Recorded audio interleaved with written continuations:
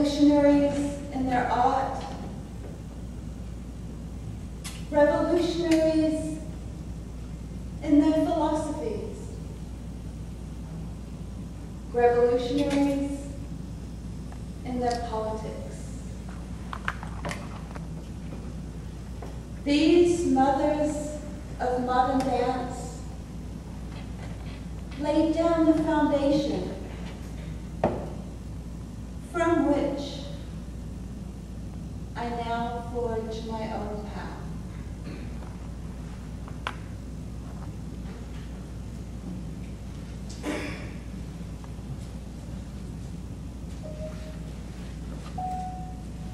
No imitator of Lois Fuller has ever been able to hint at her genius, that wonderful creature. She became fluid, she became light, and finally she resolved into miraculous spirals of flames wafting toward the infinite. She never stopped.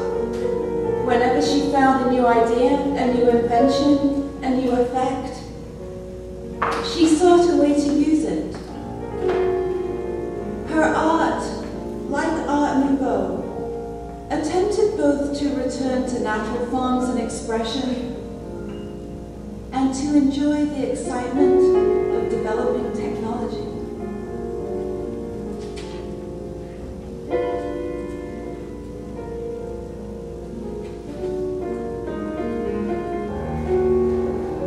To be very ordinary was not enough for Miss Ruth. Acrobatic tricks were not her way of dancing. She studied Oriental arts. She took on the full regalia of the theatre. And from these ingredients, she made a new style. There is no sense of division between spirit and flesh, religion and art. It is the same unity that inspires and governs my every vision for the votary dance of the future.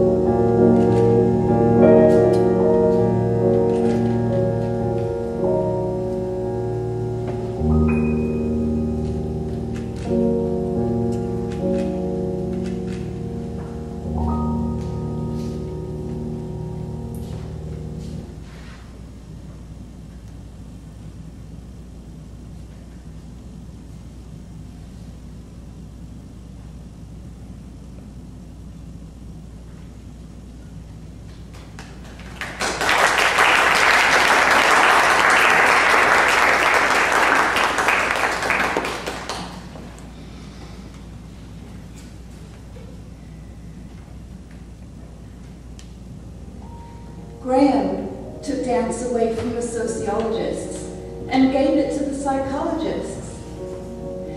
The explorations of the mind by Freud and Jung are the ingredients of her art. Her inventions can be pompous, self-indulgent, abstruse, and bullying. Her dances sometimes convolute themselves into arguments with the self that no outsider can untwist. There are always ancestral footsteps behind me, pushing me when I am creating a new dance, and gestures are flowing through me. My only passion is to work, to be born to the instant, the now, to become part of that one constant in life, our only constant, change.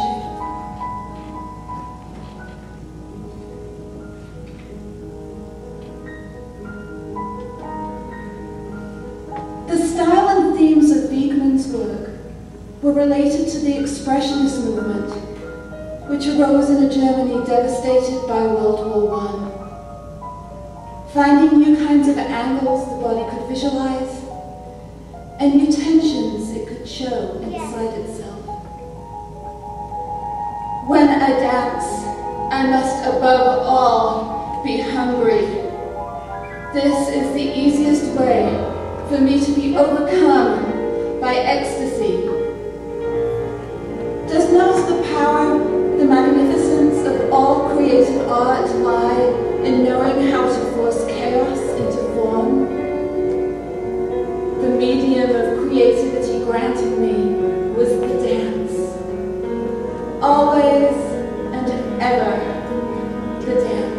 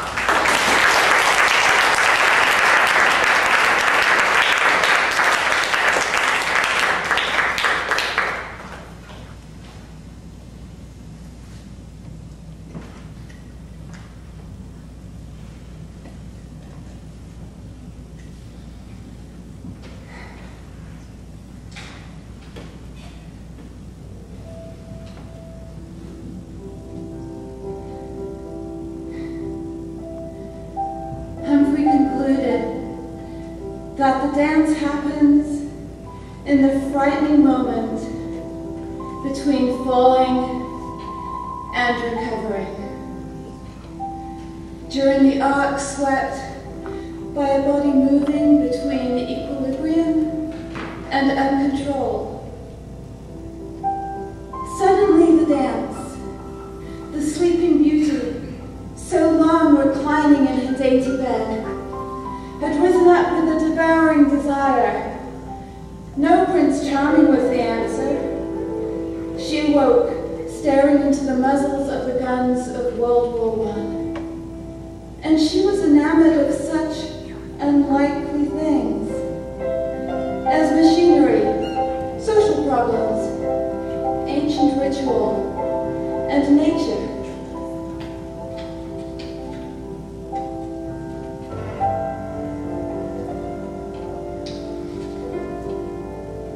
Isadora experienced those peculiar sensations of energy that have been described by practitioners of yoga and masters of the Oriental martial arts. Running barefoot and half naked, running and bending and pausing and floating in a stream of music, as though the music had formed out of its own passion a visible spirit. A great sense of health filled the hall when the pear-shaped figure with the beautiful great arms tramped forward slowly